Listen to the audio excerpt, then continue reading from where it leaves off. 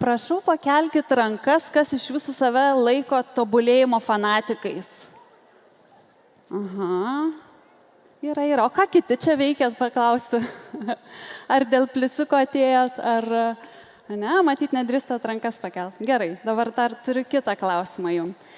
Kam iš jūsų kolegos arba draugai sakė, nu ką tu ir vėl į tą konferenciją, ką tu ten veiksi? Yra. Arba šiaip einat, knygą perkat, kursą kažkokį. Ir klausia, nu kiek tu gali mokytis? Ar yra kažkam tai buvę? Gerai, dėkui. O kam iš jūsų yra buvę taip, kad patys, kaip Liana pasakojo, kažką pasimokot, pabaigėt, pasiekėt, kai faina, džiaugiuosi, viena diena, antra diena, praėjo savaitė ir tada galvot, nu ką toliau? Yra tokių? Yra, smagu. Tai labai džiaugiuosi, prieš tai buvęs pranešimas kalbėjo apie tai, kaip čia daugiau visko išmokti.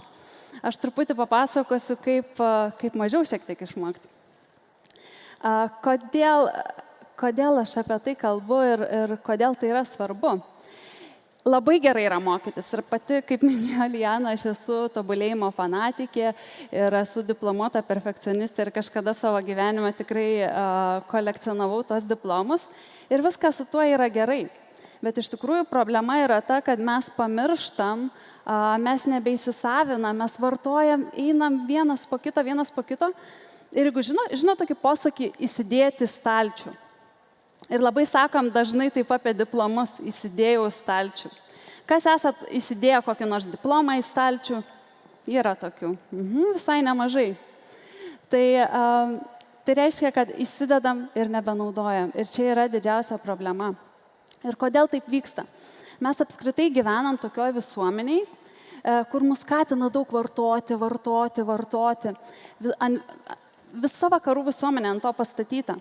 Ką tai reiškia? Aš galvoju, kad aš kaip žmogus su manim kažkas yra, ne visai gerai. Man iki pilnos laimės, iki pilnos sėkmės, kad būčiau tokia graži, laiminga, sėkminga, man kažko trūksta. Tai pabaigti šitą kursą, nusipirkti šitą suknelę, kažką nusipirkti, kažką suvartoti ir taip toliau. Tai aš visą gyvenimą esu programuojama, kad kažkas su manim negerai. Ir aš jau nebekalbu apie tai, kad mes vaikystėje patiriam įvairias traumas, kur mus kažkas pakritikuoja ir mes pagalvom, kad kažkas su manim ne visai gerai, aš turiu labiau stengtis, aš turiu kažką padaryti vardant to, kad nusipelnyčiau tos laimės, meilės ir sėkmės. Ir tada mes pradedam vartoti. Ir priklausomybė nuo mokymų, priklausomybė nuo tų diplomų, priklausomybė nuo tų pasiekimų, tokia labai, sakyčiau, legali ir netgi smagu pasididžiuoti.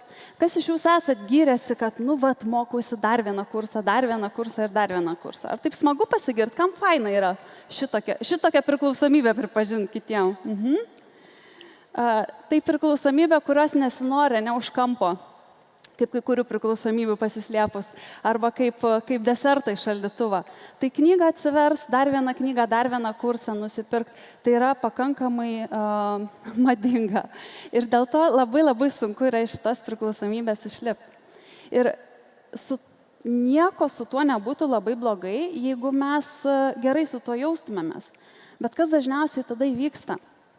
Įvyksta tai, kad mes nusiperkam tą kursą, mes pabaigiam, mes jo neįgyvendinam, mes nusiperkam kitą kursą, nusiperkam kitą knygą ir taip bėgam, lekiam per savo gyvenimą. Tas pats darbe su pasiekimais, padariau vieną projektą, padariau kitą projektą, padariau trečią projektą ir net nespėjau pasidžiaugti, nes reikia dar kažko.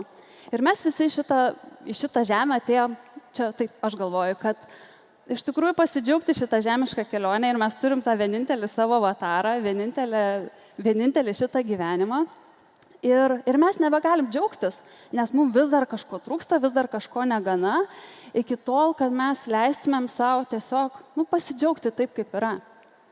Ir aš visą gyvenimą esu ta perfekcionistė tokia, kuri į pasiekimus orientuota ir visą gyvenimą man buvo labai aktualu šitie dalykai, bet paskutinius 10 metų aš paskyriau tam profesiškai labai daug laiko, kad atsakyčiau iš tikrųjų savo pirmiausia ir paskui klientam ir visiems jum į tai kaip galiausiai liauti save taisyti, nes iš tikrųjų nėra, žinokit, ką ten taisyti, patobulinti visada galima, bet iš esmės nėra ką taisyti. Ir pažiūrėjus irgi savo gyvenimą, kaip padaryti, kad irgi mes džiaugtumėmės tuo, ką turim. Ir tai nereiškia, kad didžiulis toks mitas, su kuriuo aš susiduriu, ateina žmonės ir sako, aš tai nenoriu jaustis pakankamai gera, dėl to, kad aš tada nustosiu tobulėti, stengtis ir augti šiam gyvenime. Ir dėl to žmonės net neleidžia savo pagalvoti, kad taip, aš esu pakankamai geras, aš esu nuostabus, aš esu šaunus. Bet tai yra netiesa. Tiesiog, kai mes išmokstam liauti save taisyti, išmokstam priimti taip, kaip yra ir džiaugtis taip, kaip yra, mums kaip tik didėja motyvacija augti, tobulėti, bet mes mokam atsirinkti sveikas ribas, kiek ir ko mums reikia. O nevalgom, vartojam tą visą mokymąsi, visas konferencijas, visus dalykus iš eilės.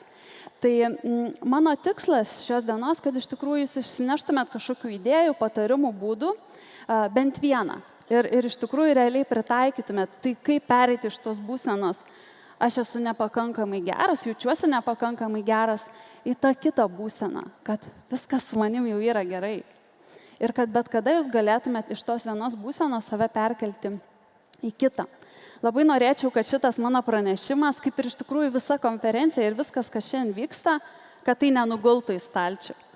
Kad jūs pasimtumėt iš kiekvienos dalies, kurioje esat bent vieną dalyką ir pritaikytumėt, o neužklotumėt kažkokią naują informaciją.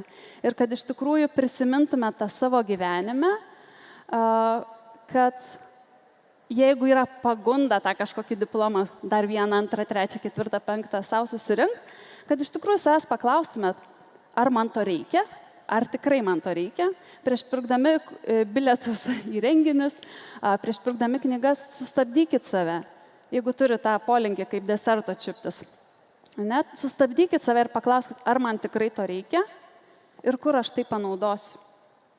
Ir jeigu bent šitai išsinešit iš pranešimo, tai aš būsiu labai laiminga.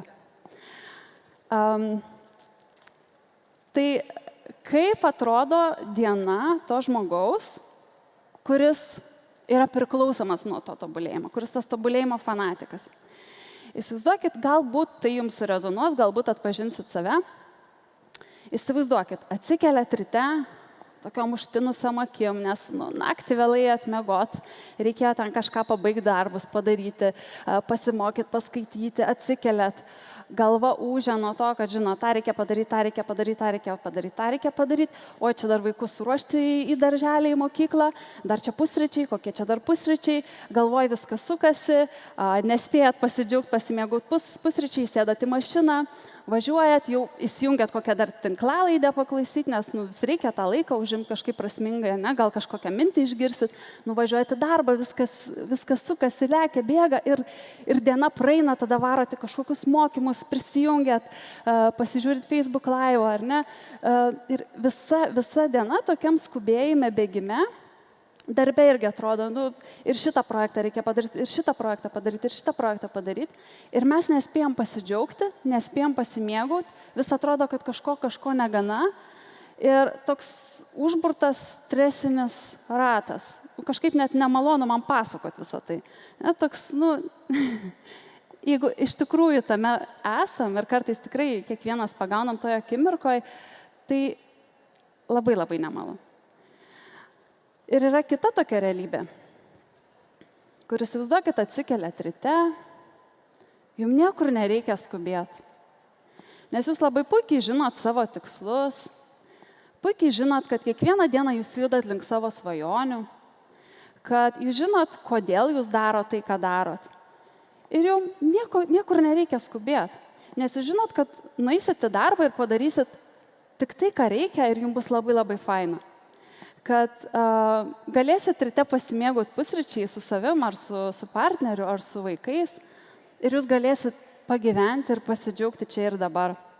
O vakare irgi, jeigu jau norėsit, nueisit į tos mokymus, bet jeigu vieną dieną atsikelsit ir suprasit vakare, kad, nu ne, šiandien aš noriu mieliau nueiti į kiną arba pasivartyti lovai ir jūs leisit savo tą padaryti dėl to, kad jums nebus baimės kažką praleisti. Dėl to, kad jūs žinosit, kad renkatės tuos dalykus, tos projektus, tos kursus, tik tai, kas jums reikia, tik tai, kas jums svarbu ir tik tai, kas kelia jums džiaugsmą. Ir čia kaip mane pristatė diplomuota perfekcionistė, tai tikrai aš ilgą laiką buvau užsikabinusi ant tų, man dar vieno mokslo reikia, man dar vieno diplomo reikia, kur kartais atrodo paskui nebeturiu, kur prirašyti ir kur dėti. Ir kas pasikeitė nuo to, kai aš perėjau iš tos realybės į šitą realybę. Pasikeitė tai, kad aš vis tiek mokausi gana daug. Nu, čia kartais neišimsiu tos priklausomybės, bet svarbu ją paversti tokia sveika. Bet aš džiaugiuosi, aš mėgaujuosi. Ir man yra faina. Ir aš mokausi ne dėl to, kad užsidėčiau pliusą ar pasirašyčiau prie savo CV, bet dėl to, kad man smagu, man tai naudinga, aš žinau, kur tai panaudosiu. Man tai teikia didžiulį malonumą. Ar norėtumėt taip žiūrėti į tobulėjimą ir mokymąsi? Ar yra tokių, kam būtų aktualu sužinoti daugiau? Gerai, dėkui. Tai papasakosiu, kaip nueiti nuo tos stresinės tobulėjimo, tokio fanatizmo, nuo šitos būsenos iki tos, kai mes atsirenkam ir darom tik tai, kas mums yra svarbu ir kas veda link mūsų svajonių. Ir noriu pasidalinti, kaip šitas pokytis įvyko manyje. Tai visą gyvenimą, aš kaip minėjau, buvo labai orientuota į pasiekimus, į diplomus. Ir vienu momentu, ir niekada neatrodė gana. Ir vienu momentu gyvenimą aš jau jaučiuosi, kad jau turiu taip visai neblogai prisirinkus visų šitų dalykų. Tai buvo 2015 metai. Aš tuo metu dirbau marketingo komunikacijos srityje, vadovavimo pozicijoje. Ir man atrodė, kad aš jau viską turiu. Tai yra, turiu gerą atlyginimą, turiu pareigas, turiu socialinį tinklą didelį, turiu pasiekimų prikaupus. Ir kaip šiai dienai atsimenu, mane pasikviečia naujas vadovas mūsų kompanijoje. Jis žiūri taip į mane ir sako: Raminta, sorry, bet mums tavęs nebereikia. Ir man tą akimirką, žinot, kaip būna, kad per akimirką viskas sugriūna. Tai buvo būtent šita akimirka, kai sugriuvo visos mano iliuzijos, kad tai, kiek suinvestavau laiko, sveikatos, tiek, kiek paaukojau, kad tai duos man kažkokį rezultatą. Ir po to laiko aš nusprendžiau, kad aš dabar turiu viduje, čia buvo pasąmonė, aš dabar tik tą galiu įsivardinti, kad dabar aš turiu įrodyti savo vadovui, kad jis šią, žodžiu, klaidą padarė. Ir aš pasirinkau keisti savo profesiją, pradėjau mokytis coachingo, psichoterapijos, pradėjau irgi dalintis daug šitoj srity, padariau vieną konferenciją, padariau antrą konferenciją, žodžiu, viskas augo. Aš vėl užsikabinau ant tų pasiekimų, ir kartojau tas pačias klaidas visiškai nesuprasdama, apie ką tai yra. Ir prisijungiau aš prie vieno projekto, jis truko 2 metus ir tikslas buvo paruošti 15 minučių sceninę kalbą. Ir po 2 metų tokio įtempto darbo aš užlipu ant scenos, kaip čia, pasakau puikų pranešimą. Beje, jis buvo apie tai, kaip kalbėti be skaidrių, dėl to nematot šiandien skaidrių. Šitą išmokau. Ir stoviu aš ant tos scenos, jaučiu plojimus, jaučiu didžiulį palaikymą, nulipu aš nuo tos scenos ir visi sako: o Dieve, Raminta, koks nuostabus pranešimas, kaip tu čia gražiai papasakoji. Ir aš suprantu, kad aš turėčiau džiaugtis. Aš tiek daug darbo įdėjau, aš gavau pripažinimą, o manęs visiškai nedžiugina. Ar jums yra tai buvę, kad padarot kažkokį nerealų projektą, visi jūs giria, o kažkaip jūsų nedžiugina? Yra jums tai buvę? Man irgi tai buvo. Ir tą akimirką, žinot, aš prisiminiau savo pokalbį su drauge, Eglė jos vardas. Tuo metu aš buvau labai pasimetus savo gyvenime, nežinojau, ką daryti su savo projektais. Ir Eglė į mane taip žiūri ir sako: Raminta, bet žinai, aš tavim didžiuojasi, aš tavim žaviuosi. Aš taip žiūriu ją ir, žinot, viduj galvoju, kokius čia dabar mano tos pasiekimus ir laurus jinai pradės pasakoti. Jinai žiūri mane ir sako: aš žaviuosi tavim už tai, kokia tu esi, už tai, kaip tu mąstai, už tai aš tave myliu. Ir žinot, sėdžiu, aš tada atsimenu, mes valgiam sušius. Ir aš tiek pradėjau verkt, nes aš pamiršau. Aš pamiršau, kad mane myli ne už tai, kokius aš darbus padariau ir kiek diplomų turiu, bet už tai, kad esu. Ir mes tai pamirštam. Mes tai pamirštam ir užsisukam tam didžiuliam rate. Ir aš supratau tą akimirką, kad vienintelis žmogus, kuris gali išrašyti man diplomą, tai esu tik aš pati. Tik aš pati galiu parašyti jį savo, užtvirtinti ir jo patikėti ir juo naudotis. Ir tada aš padariau tokį drastišką sprendimą. Tai buvo kaip tik sutapo su COVID laikotarpiu. Aš nusprendžiau, kad šitie išoriniai dalykai, bandymas užkišti tas vidinės skylės, tą jausmą, kad esu nepakankamai geras, jis neveikia. Ir aš tada atsiribojau nuo visko. Nukirtau socialinius tinklus, nukirtau visus renginius, nebedariau jokių didelių projektų. Tai buvo 2 metai tokio visiško atsitraukimo. Ir aš tada tik tai pradėjau žiūrėti ir mokytis, o kas aš esu be to. Ar aš galiu save priimti, kai nedarau kažkokių didelių dalykų, kai nesimokau kažko labai daug, kai nesu nuolat giriama ir nesu tam dėmesio centre. Ar aš galiu save priimti ir mylėti tokią, kokia esu. Ir aš džiaugiuosi, kad man pavyko. Dėl to esu čia, bet esu čia ne tam, kad sulaukčiau jūsų plojimo ar ieškočiau vėl, kaip čia man užsipildyti tas vidinės skylės, bet esu, nes norisi pasidalinti tą savo kelionę ir nes man labai yra smagus tas fainas tas procesas. Tai kokie yra tie žingsniai, kad būtų galima išlipti iš to, esu nepakankamai geras ir tiesiog labiau save pradėti vertinti. Aš išvardinsiu jums žingsnius, žmonės, kas įpratę prie skaidrių, galbūt pradės panikuoti, tai jeigu norėsit, paskui galėsit tikrai atsisukti įrašą arba parašykit man, susirasit mane LinkedIn ir atsiųsiu jums santrauką. Tai nebijokit nieko praleisti, viskas, kas svarbu, visą laiką mes išsinešam savo širdyse ir savo galvose. Tai pirmas žingsnis, kaip mums atkurti tą savivertę, ką mums daryti, kaip nustoti be saiko tobulėti ir ieškoti, kaip save užpildyti. Tai pirmas dalykas, mes turim atidaryti tą savo stalčių, kur ten pilna pridėta diplomų ir iš tikrųjų suprasti, suvokti realybę. Pirmiausia, mes turim paklausti savęs, o tai kodėl aš čia griebiuosi to vis naujos knygos, vis naujo kurso, vis naujų pasiekimų, kur aš bėgu, nuo ko aš bėgu. O galbūt baudžiu save už kažką. Galbūt man tai yra naudinga. Ir žinokit, tokios priežastys gali būti labai labai įvairios. Pavyzdžiui, kažkas galbūt bėga visi kursus po darbo, nes nenori būti su šeima. Ir tai yra labai labai sunku pripažinti, kad tiesiog man taip žiauriai reikia laiko savo, kad aš pasirenku tokį būdą, kuris yra legalus ir aš galiu visiems tai pasakyti, kad aš tą darau, aš mokusi, nors iš tikrųjų tai galbūt aš norėčiau visai ko kito.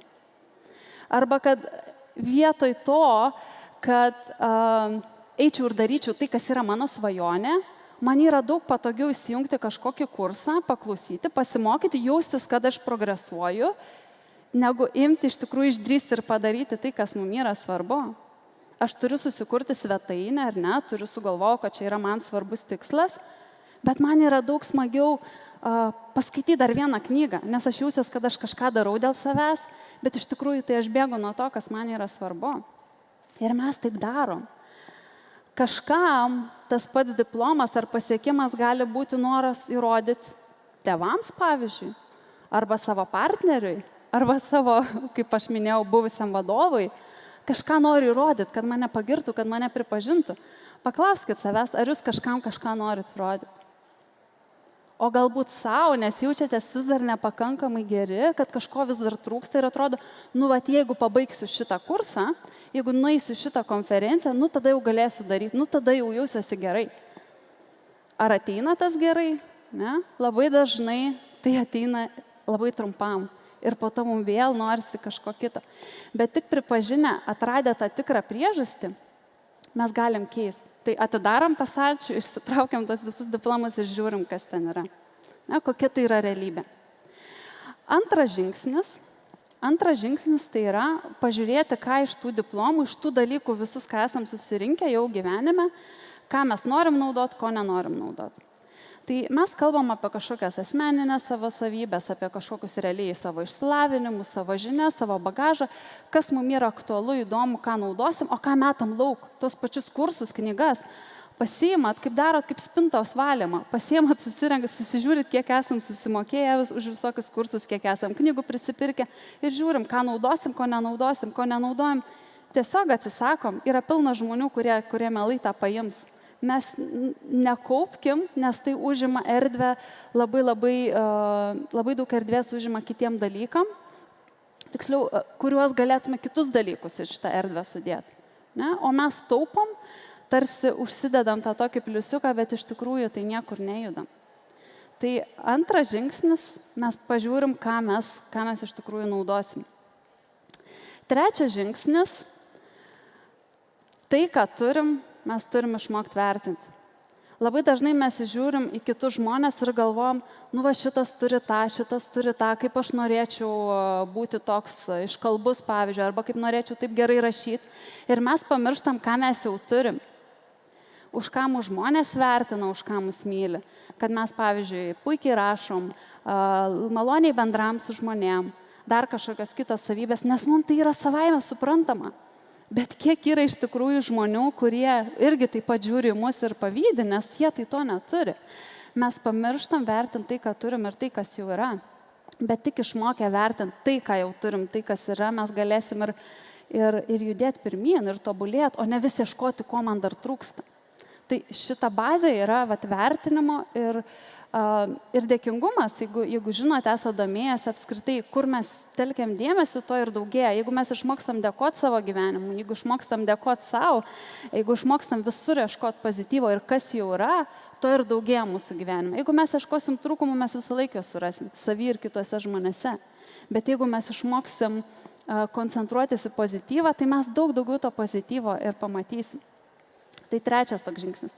Ketvirtas tas žingsnis, jeigu mes jau turim tą stalčių, tai ar turim spintą savo drabužių, tai renkimės ir naudokim. Tai labai dažnas yra, kaip ir minėjau, kad vietoj kažkokio realaus veiksmo mes pasirenkam geriau paskaityti knygą, nueiti į kursą, nueiti į konferenciją ar dar kažką tokio padaryti. Bet jeigu turi tokį polinkį, paklauskit savęs, o ką vietoj to aš realiai galėčiau padaryti.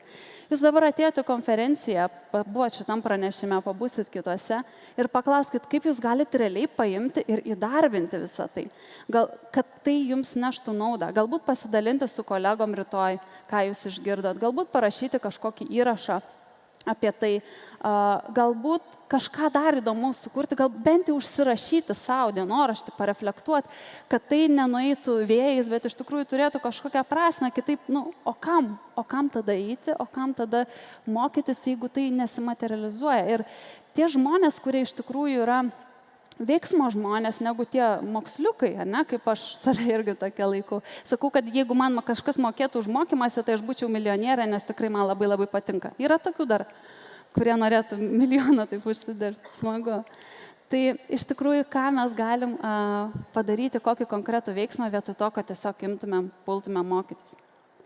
Ir penktas žingsnis, ką jau minėjau, tai yra išsirašyti savo diplomą. Taip, akimirkai pagalvokit, galit net užsimerkt. Jeigu reikėtų savo išsirašyti diplomą tokį visam gyvenimui, kuris galiotų ir kurio jūs patys tikėtumėt, kas ten galėtų būti užrašyta? Paduosiu jums idėjų, bet galbūt ateina žodžiai patiems. Gal tai yra, kad tu esi šaunuolė? Gal tai yra, kad tu esi verta meilės ir sėkmės? Galbūt ten parašyta, aš tavim didžiuojasi. O galbūt tau pasisekė, o galbūt tu žiauriai gerai pavarėjai. Kas ten parašyta? Galbūt tai, kad tu jau esi pakankamai gerai, o galbūt tai, kad tu esi nuostabus. Ką jūs užsirašytumėte ant to diplomo? Tai labai norisi man palinkėti su šituo savo pranešimu, kad va dabar jūs vizualizuotumėte tą savo diplomą, galbūt jūs jį fiziškai kažkur užsirašytumėt grįžę, pasiauksuotumėt ir galit visus kitus diplomus mest lauk, nes jie nėra tokie svarbus. Bet šitas diplomas, kuris sako, kad viskas jau yra su jumis gerai, viską jau jūs esat pasiekę, visa kita tai yra tik priedai, tai yra pats svarbiausias dalykas. Tai norisi jūs ir paleisti su tuo diplomu ir palinkėti, kad iš tikrųjų prisimintumėt, kad viską jūs jau turit, viskas jau yra gerai, o visa kita tai džiaugsmui, malonumui ir kad būtų dar geriau. Ačiū Jums.